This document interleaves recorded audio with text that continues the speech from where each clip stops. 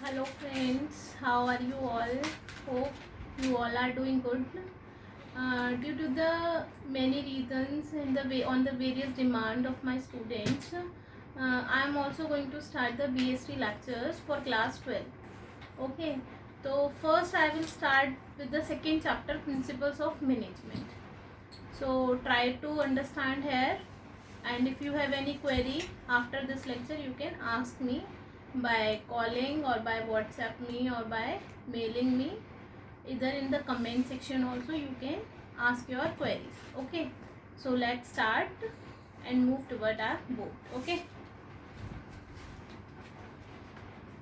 so today we are discussing about class 12th. Okay, 12th BST business studies, BST means business studies के लिए हम बात करने जा रहे हैं. But I am uploading the first lecture for the chapter 2. Okay, the chapter 2 is principles of management. Principles of management. अब हम मैनेजमेंट के प्रिंसिपल्स के बारे में पढ़ेंगे. तो मैंने एक छोटा सा मैं मतलब बताना चाहती हूँ कि मैनेजमेंट का मतलब होता क्या एग्जैक्टली में.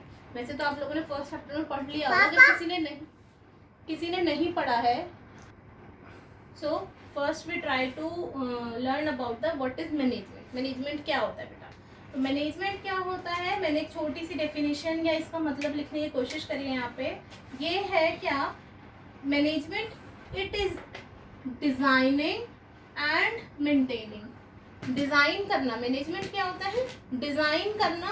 और एक मेंटेन करना. क्या मेंटेन करना? एक एनवायरनमेंट. एक एनवायरनमेंट को बनाना या एक एनवायरनमेंट को इस तरीके से मेंटेन करना जिसमें कि इन विच इंडिविजुअल्स, जो भी वहाँ लोग हैं काम करने वाले, जो भी वहाँ इंडिविजुअल्स हैं, वो एक साथ काम कर सकें, वर्क टुगेदर. देखो, किसी भी चीज़ को मैनेजमेंट करना क्या मतलब, हिंदी में हम समझते हैं कि मैनेजमेंट का मतलब क्या होता है. मैनेजमेंट का मतलब फॉर एग्जाम्पल आपको अपना टाइम मैनेज करना है. ठीक है, आपके पास 24 आवर्स है, आपके एग्जाम्स आने वाले हैं, आपके बोर्ड एग्जाम्स आने वाले हैं. तो आप उसको कैसे मैनेज करोगे? आप मैनेज करोगे कि भाई अपना टाइम थोड़ा सोने का कम करोगे, है ना, बाहर खेलने का टाइम थोड़ा कुछ कम करोगे, आप अपने फ़ोन को कम टाइम दोगे, स्टडीज़ के लिए टाइम बढ़ाओगे. फिर स्टडीज़ के जो आप 8 घंटे पढ़ते थे, 12 घंटे 14 घंटे पढ़ोगे.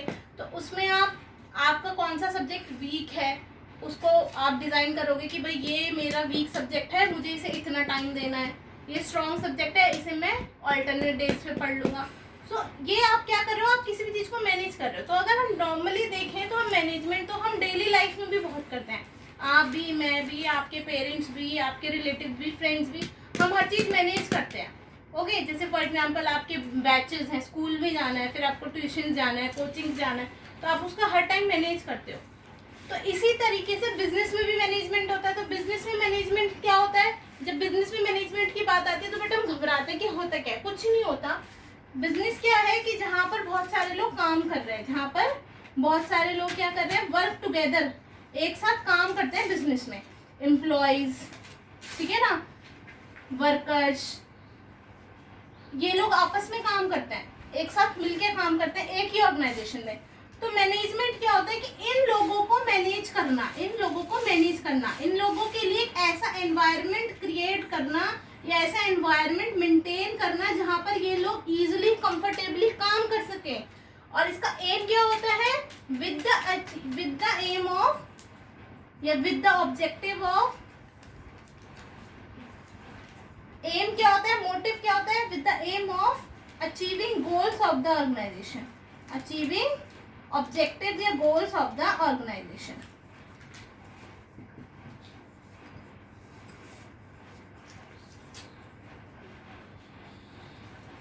ओके बेटा, तो क्या हमने पढ़ा? देखो, मैनेजमेंट क्या होता है? अगर सिंपल लाइफ में देखें, किसी भी चीज को मैनेज करना, वो मैनेजमेंट होता है. तो ऐसी ऑर्गेनाइजेशन के एनवायरनमेंट को भी मैनेज करना क्या होता है?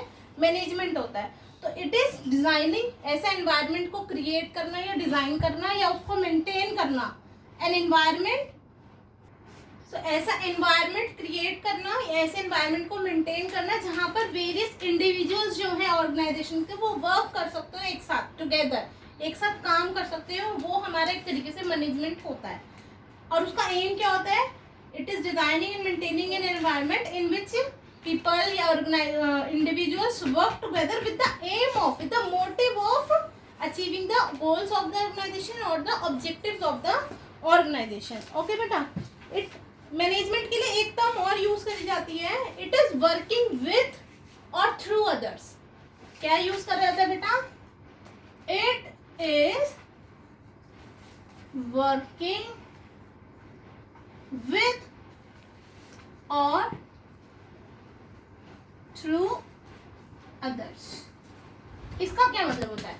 इसका मतलब होता है कि मैनेजमेंट क्या है? मैनेजमेंट है लोगों के साथ काम करना, लोगों के थ्रू काम करना, लोगों से काम करवाना। मैनेजमेंट किसे कहते हैं?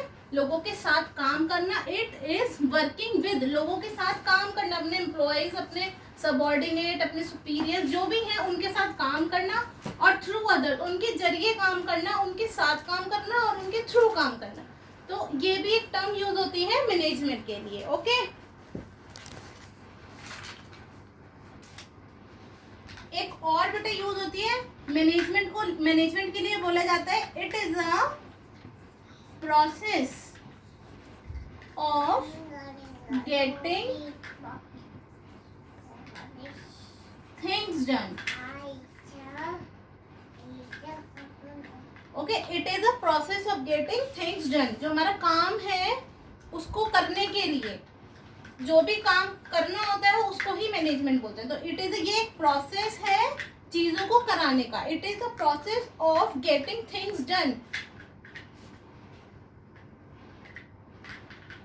Done more effectively and efficiently.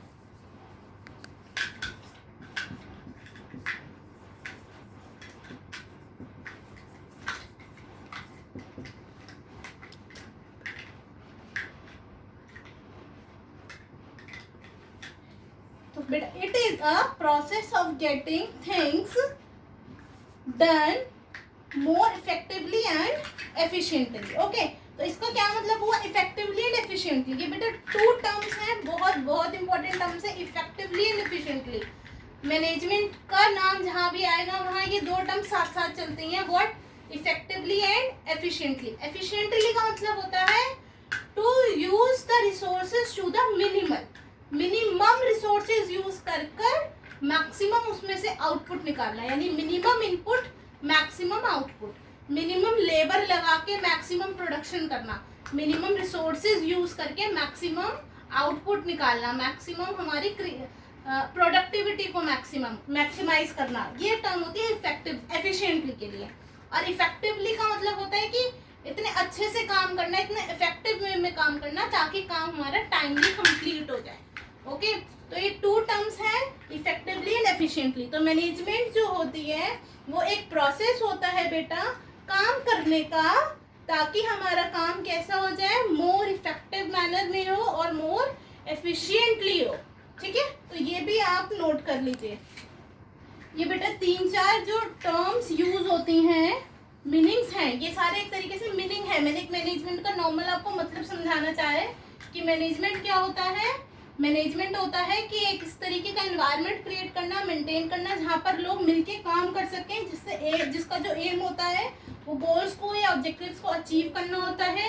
एक मैनेजमेंट के लिए ये टर्म भी यूज करी जाती है that management is working with और through others, and this it is the process of getting things done more efficiently and effectively, what for achieving the goals of the organization. तो please अगर note करना चाहते हैं तो you can note. So noted guys. अब हम जो बेटा पढ़ने वाले हैं, अब वो हम पढ़ेंगे प्रिंसिपल्स, जो हमारा मेन चैप्टर है, टॉपिक है आज का, प्रिंसिपल्स ऑफ मैनेजमेंट। क्योंकि इसी चैप्टर के लिए मेरे पास ज़्यादा क्वेरीज आ रही थी, 2-3 बच्चों की क्वेरीज आई थी कि हमें प्रिंसिपल्स ऑफ मैनेजमेंट में ज़्यादा अभी डाउट है। तो अभी मैं फर्स्ट जो प्रेफरेंस दे रही हूँ प्रिंसिपल्स ऑफ मैनेजमेंट चैप्टर को दे रही हूँ।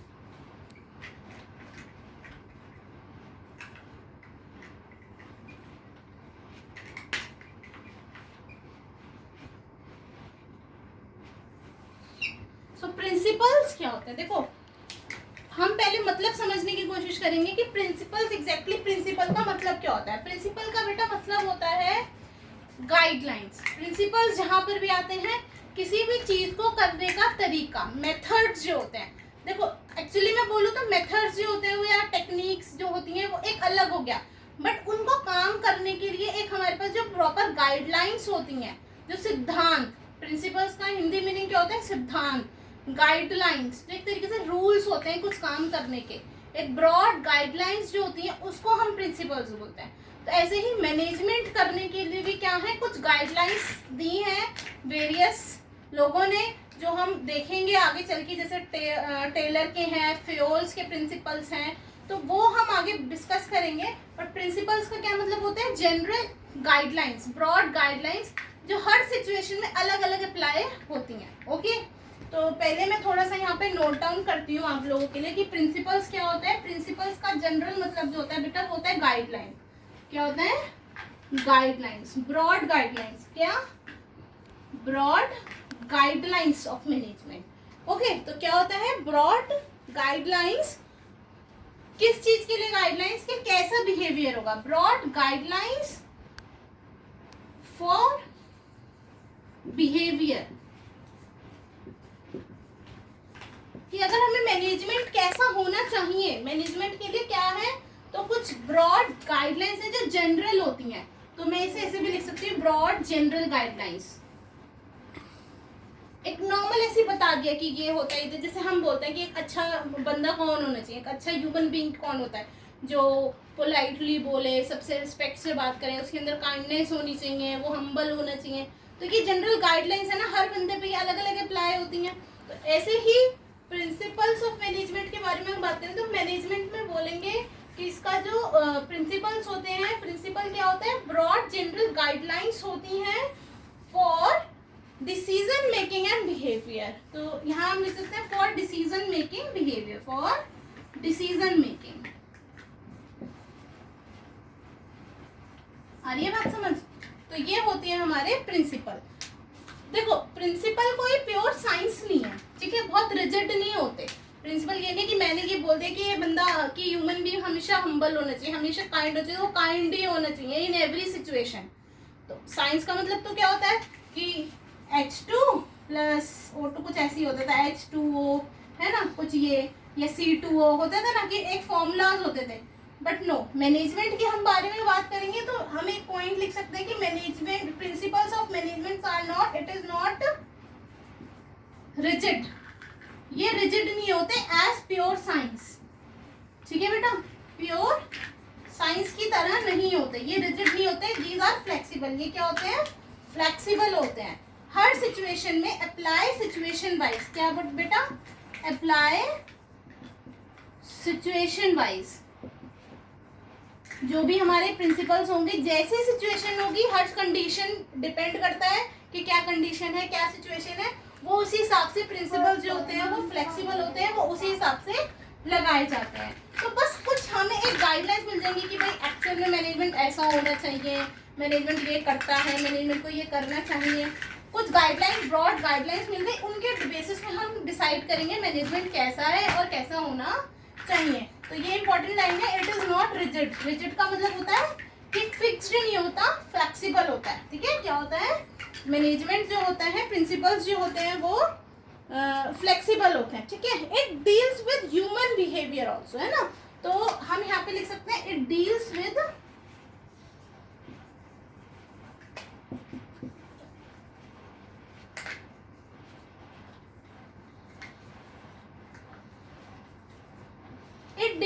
Human behaviour. क्योंकि जब भी हम मैनेजमेंट की बात करेंगे बेटा, तो मैनेजमेंट में management is always related to the human being. Management जो होती है वो 90% ह्यूमन बीइंग से रिलेटेड होती है, तो ह्यूमन से रिलेटेड होती है। तो प्रिंसिपल्स की बात करेंगे तो वहां भी हम किसके बारे में बात करेंगे? ह्यूमन बिहेवियर के बारे में। Principles of management always deals with the human behaviour, okay. और जो प्रिंसिपल्स होते हैं कोई रातों रात कहीं से आ नहीं गए हैं, ठीक है ना। मैं एक चीज और लिखना चाहूंगी कि जो प्रिंसिपल्स हम लोगों ने डिराइव करे हैं हमारी बुक्स में है, सिलेबस में हम पढ़ेंगे आगे जाके कि क्या प्रिंसिपल्स होते हैं, क्या सिद्धांत है मैनेजमेंट के। तो these are develop not at overnight, overnight वो डेवलप नहीं हुए हैं। तो these are, it is developed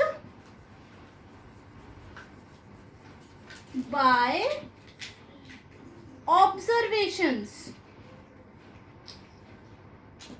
and experiences ठीक है ना।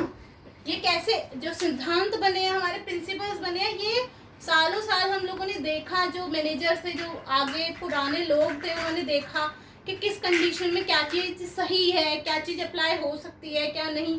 तो दैट इज ऑब्जर्व करा, एक्सपेरिमेंट करा, एक्सपीरियंसेस लिए, उसी से ही हमने क्या करा है, इसको डेवलप करे सिद्धांत को। तो एक्सपीरियंसेस एंड एक्सपेरिमेंटेशन भी लिख सकते हैं।